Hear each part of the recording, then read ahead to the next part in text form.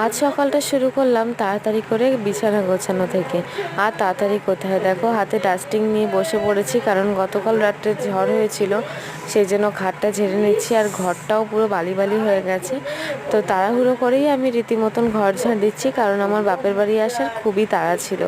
কারণ আমার ছোটো পিসি এসেছে বহুদিন পরে, তো সেই জন্যই আসা। আর এসে দেখছি যে মা এখানে লাল লাল করে চিকেনের ঝোল করছে স্পেশালি, সেই জন্যই মা আরও আমাকে ডেকেছে।